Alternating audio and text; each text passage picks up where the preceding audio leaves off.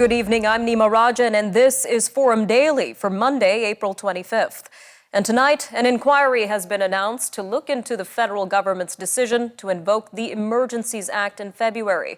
The Liberals made the move to deal with border blockades and the occupation of downtown Ottawa. Prime Minister Justin Trudeau says the Public Order Emergency Commission will look into the circumstances that led to the act being invoked, the evolution of the convoy, the impact of funding and disinformation, the economic impact, and the police response. It will present its final report by February 20th.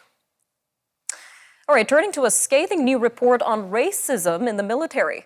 Defense Minister Anita Anand says the Canadian Armed Forces hasn't done enough over the past 20 years to address racism and discrimination. It also finds that the military's efforts to detect and prevent white supremacists and other extremists from infiltrating its ranks are both inefficient and insufficient.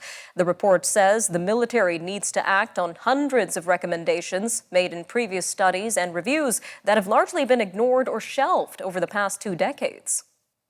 Well, it looks like a long list of people knew the man who committed the 2020 mass shooting in Nova Scotia owned a replica police cruiser, but they didn't alert the police before 22 people were murdered.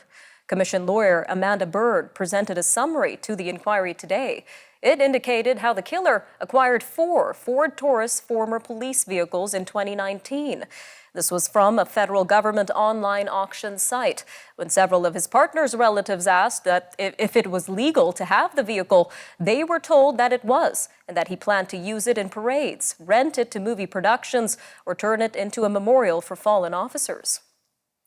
All right, back in Ottawa, Bank of Canada Governor Tiff Macklem appeared in front of the Commons Finance Committee today. He says that the bank's key interest rate could go up another 0.5 percentage point in June. He says the oversized rate hike is needed to help wrestle inflation under control. Inflation soared to a 30-year high of 6.7% last month, and some economists think that it could go higher yet. A study in the Canadian Medical Association Journal finds socializing with people who haven't been vaccinated against COVID-19 carries a significant risk of infection. But an unvaccinated person's risk of infection drops when they spend time with people who are vaccinated. Co-author David Fisman says the choice to get vaccinated isn't just personal because unvaccinated people create risk for those around them. Moving to election campaigns in Ontario, where the New Democrats' election platform promises to speed up universal pharmacare. Other promises include dental care and hiring tens of thousands of health care and education workers. NDP leader Andrea Horwath released the party's platform today and says it contains steps to make life more affordable. The party promises, if elected, to hire 10,000 personal support workers and give them a raise. This as well as hiring 30,000 nurses. It also pledges to hire 20,000 teachers and education workers. The oil industry in Newfoundland and Labrador seems to be off to a good start. Equinor, the company behind the Bay du Nord offshore project, says the first oil could be seen by late 2028. Ottawa gave the project the environmental green light earlier this month. The Norwegian-based company says it will implement the measures outlined in the federal impact assessment. This is including consultation with Indigenous groups and representatives of the fishing industry. Turning to Manitoba now, where flood warnings have been issued for the Red River Valley, from Emerson at the U.S. border to the Red River Floodway Inlet just south of Winnipeg. Some roads have been closed due to flooding, and farmland is submerged. Temperatures are expected to hover around the freezing point for the next 2 days, which will help to slow the melting of snow that fell over the weekend. But warmer weather is expected by midweek. On the West Coast, an environmental activist in BC says 33 others plan to join him in his hunger strike. He is protesting old-growth logging and was briefly hospitalized on his 24th day of not eating. This after 68-year-old Howard Breen stopped drinking liquids on Thursday. Now he is back to drinking herbal teas and says he plans to go without food until the end of the month. Meanwhile, Parks Canada says it will consider an Indigenous-led report as it reviews a pilot project that reintroduced bison in Banff National Park. Bill Snow of the Stoney Tribal Administration says a team from Stoney Nakoda worked with elders, knowledge keepers, and youth to get a better understanding of bison habitat, behavior, and practices from an Indigenous perspective. Parks Canada released 16 bison in 2017 as a pilot project. Since then, the herd has grown to more than 60 animals. We'll have a look at aging and government policy with CanAge up next. Stay tuned.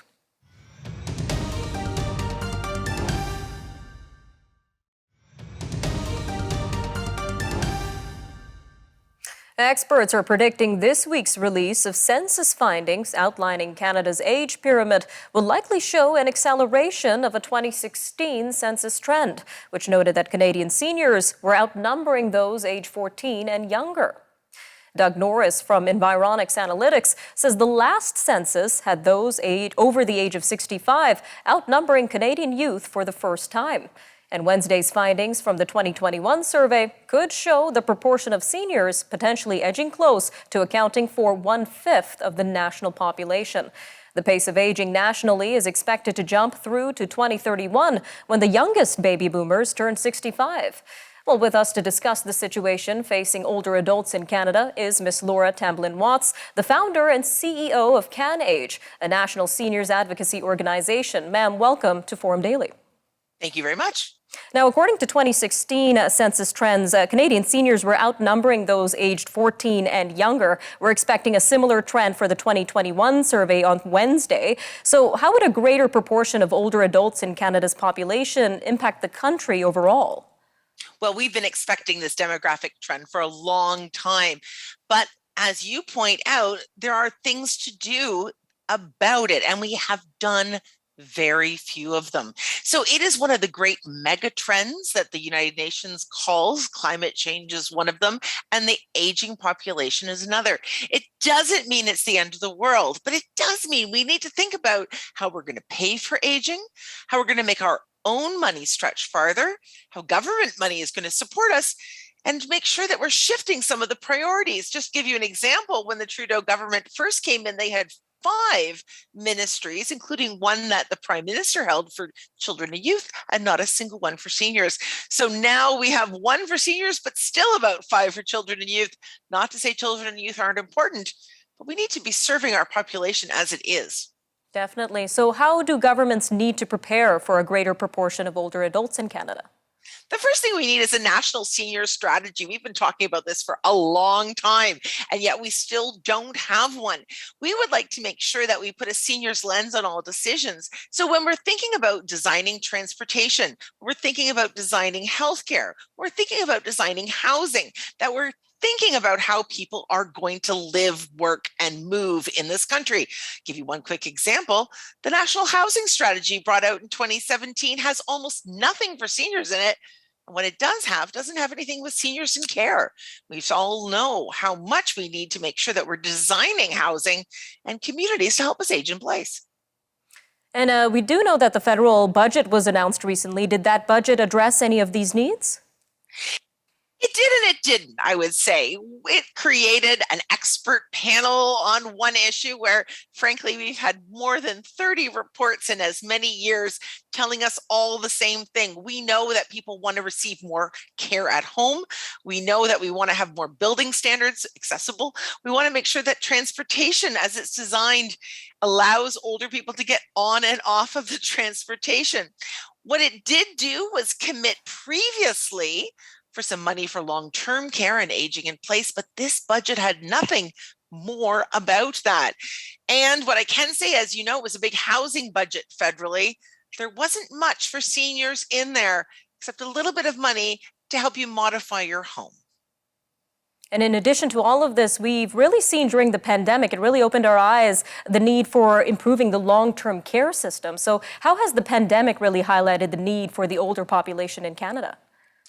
So we have had so many of these challenges for many decades prior, but as you say, the key issues have been highlighted by the pandemic. They weren't created by it, but they were highlighted.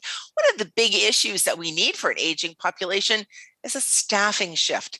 We need far more people who are willing, interested, and able to work in seniors' care. Right now, we graduate pediatricians, but not geriatricians. We graduate people who are going to work in children's care, but not in seniors' care.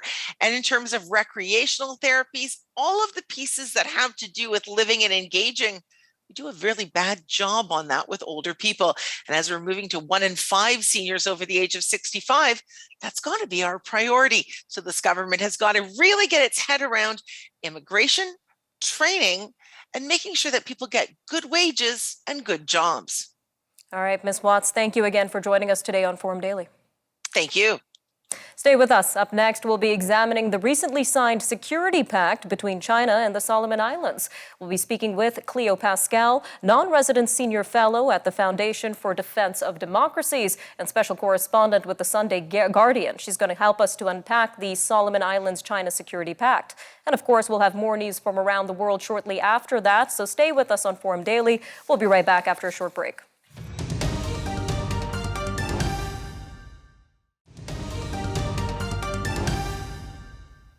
The Biden administration has warned the Solomon Islands that the United States will take unspecified action against the South Pacific nation. This, if its recently concluded cooperation agreement with China poses a threat to U.S. or allied interests. The White House says the message was delivered directly to the country's leadership on Thursday by a visiting senior U.S. delegation. The visit came just days after China and the Solomons confirmed they had signed a security pact, which is a development that has alarmed neighboring countries and Western allies who fear a military buildup in the region.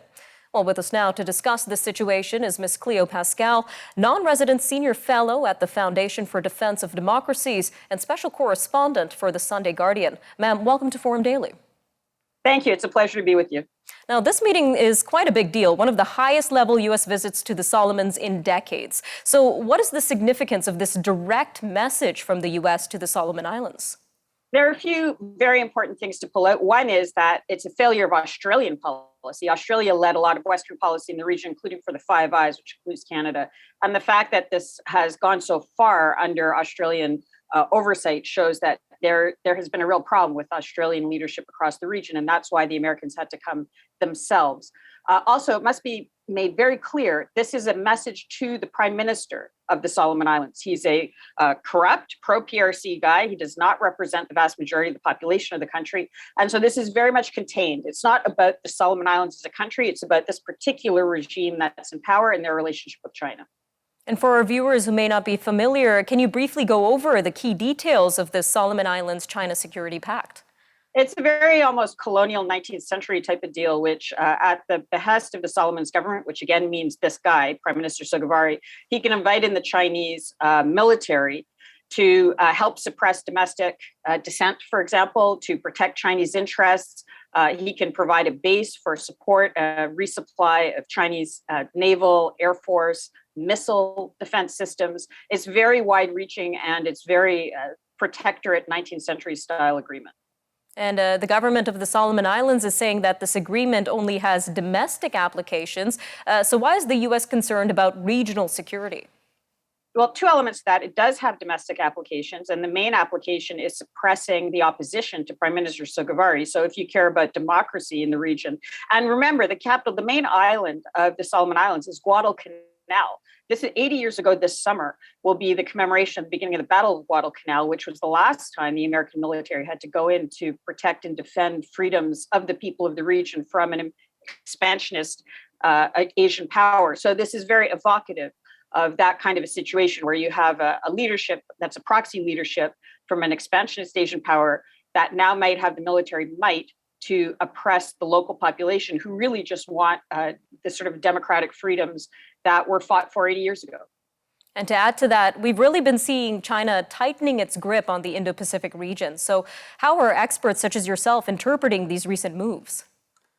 This is not unexpected. We've been seeing this happening across the region. This is the tip of an iceberg. So we've seen this, yes, in the Solomons, the deal is out. We've seen an actual piece of paper that's been admitted to be signed by both sides. But this process is very well advanced in a lot of islands across the region. And this is very much going back to a World War II type of map, where the Chinese looked at where the Japanese put their emplacements to try to block off the US and interdict Australia. And they're replicating it through political warfare instead of kinetic warfare, but it's moving very, very quickly. All right, ma'am, just about a minute and 30 seconds left here. But taking a step back, how might the Security Pact affect the balance of power in the greater Indo-Pacific region? It's designed to cut off Australia, and which means limit the Quad. The Quad is Australia, US, Japan, and India, which is why today there's a Japanese delegation that just landed in the Solomon Islands, also very concerned about the situation. So if you can start to break up the Quad, it allows a lot more maneuverability for the PLA Navy across the Indo-Pacific region. What are you keeping your eyes on as this situation develops, ma'am? There's an election that's supposed to be held in the Solomons next year in 2023. This government is trying to get the elections postponed. We've seen their budget for next year, and they don't even have proper funding for the election. So if they manage to create a security situation that allows them to invite in the Chinese and put off the election, then that's a takeover of the Solomons. And for the sake of the people of the Solomons who want democracy, we have to make sure that that election happens. All right, Ms. Pascal, thank you again for joining us today on Forum Daily. Great pleasure. Thank you for covering the topic. Coming up after the break, we'll have more news from around the world. Russia focuses its firepower on Ukrainian rail and fuel facilities, and top U.S. officials visit Ukraine's president in Kyiv. That and the International Criminal Court's prosecution office has joined the international team investigating the Ukraine war. We'll have these stories and more coming up next.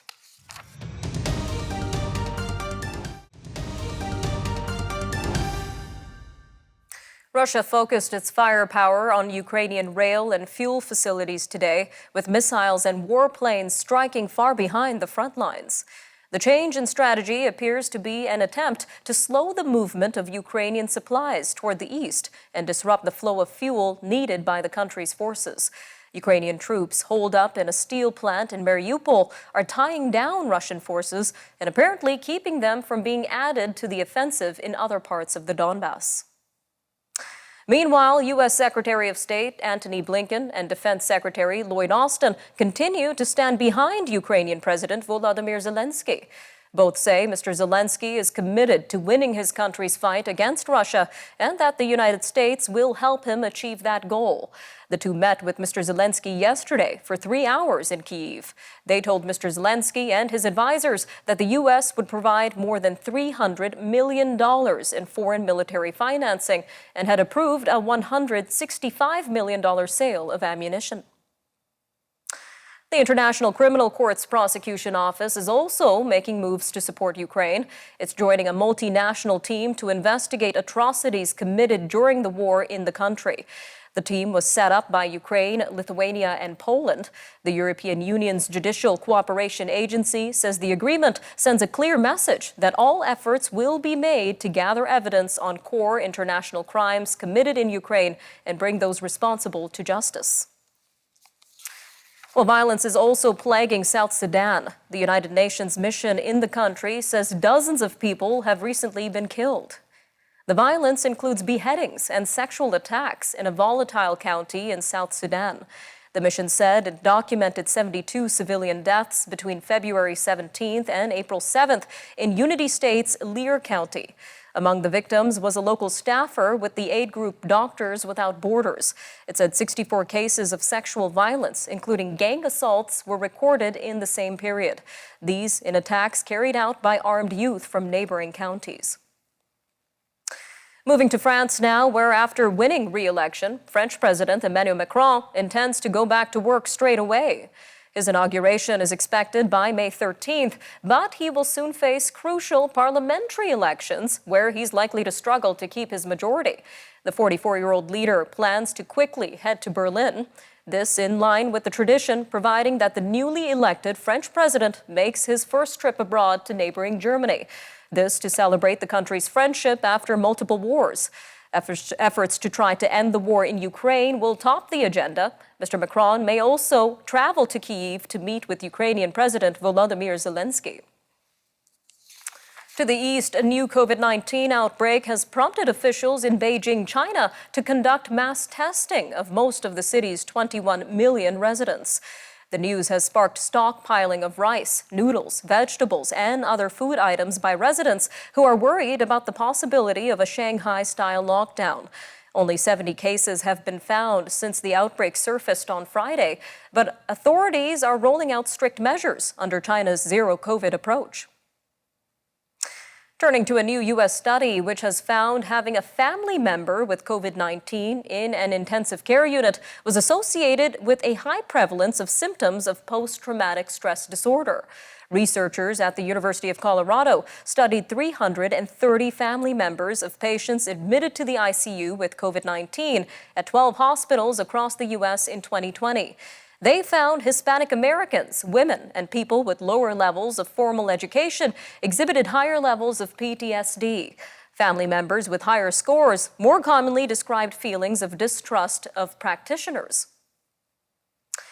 All right, well, meanwhile, billionaire Elon Musk has reached an agreement with Twitter's board. This to acquire the social media site for approximately $44 billion, according to the company.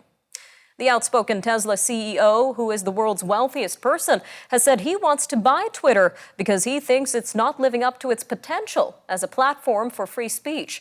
He says it needs to be transformed as a private company. Twitter said it will become a privately held company after the sale is closed. Toronto tutor Mattea Roach goes for win number 15 tonight on Jeopardy. The Halifax native has the 8th longest streak in the game show's history, but needs 19 victories to tie with David Madden and Jason Zafraneri. She also has the 10th highest winnings of anyone in the show's regular season history, with $320,081 US. Win or lose tonight, she has earned a spot in the show's Tournament of Champions.